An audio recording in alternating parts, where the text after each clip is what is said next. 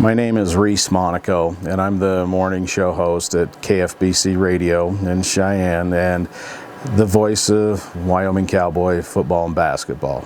It happened while I was out at the NCAA tournament in Dayton, Ohio, and I got really sick and woke up the next day and I had an incredible headache, a headache like I've never had before. And just doing the simplest task like sending a text to my wife was hard to do. I just struggled. I was looking at my phone like I'd never done it before. There was none of the deficiencies that they always say that shows up with a stroke. I just thought my blood sugar was a little bit low and I was a little bit dehydrated from being sick. That was it.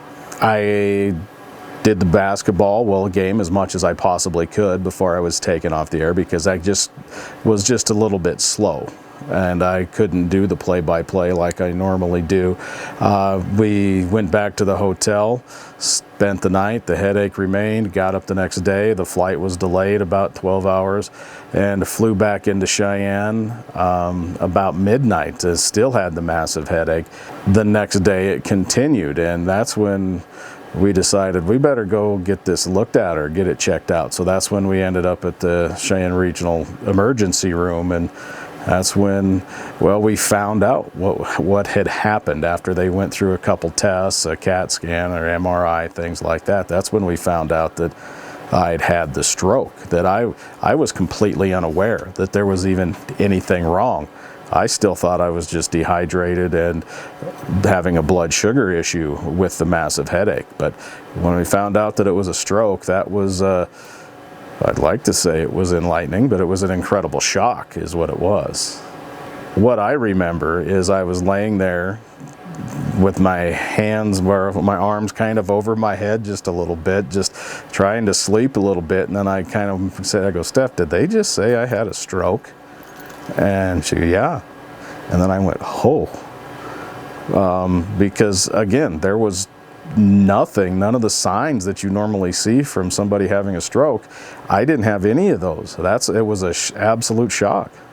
The care that I received from, I think the minute we walked in the door was exceptional for them to identify what was going on. And once it was figured out what had happened, that's when the specialists came in and they figured out what was the best treatment. We've got put on a video chat with I think a physician down at Swedish Hospital in Denver, which is the stroke unit that hospital I think that CRMC partners with, and they immediately put me on some medications that they believed would help me. And not only the doctors, the physicians were incredible in their knowledge and how quickly they acted, but the staff, the nurses were incredible. The greatest group of young ladies is who I had. I know they're not all young ladies, but some of the best girls I've been around. They were absolutely awesome. The recovery process was pretty much just getting my thoughts back together, and just because you just don't feel right. It's hard to explain. You know something is wrong, but you just don't really know what it is. There's still a day or two where you'll get up and it just doesn't seem right, and usually that's when I haven't had a lot of sleep. Just a little bit tired, and it just doesn't seem right at that point. But I'm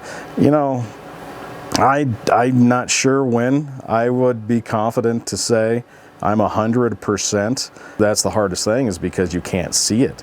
If I had blown an ACL or broken my arm or something, when you're healed. When that's done. You go to PT, they say, okay, you're cleared.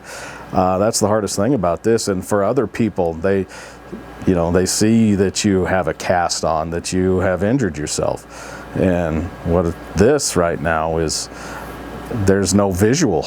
You just have to trust your best judgment. And I'm 54 years old, and best judgment has not been the best thing I've ever done in my life. So I'm just fortunate is the way I look at it, because this could have been a lot worse than it, and they use the word massive to describe it, and that scared me. But I've I'm incredibly fortunate that I'm in the position that I'm in right now and that I'm able to do what I do right now. That's the thing that was kind of scared me the most, was I make my living with my voice and my ability to process the action, a basketball game or a football game, as quickly as I possibly can. And if I wasn't able to do that, I'm not qualified to do anything else. You know, if I can use my position and my platform that might be able to help somebody, I'll do that anytime. If you're feeling sluggish, if you know, it just doesn't seem like the wheels are spinning the way they should, I would say don't ignore it. Get checked out and get it looked at as soon as you possibly can.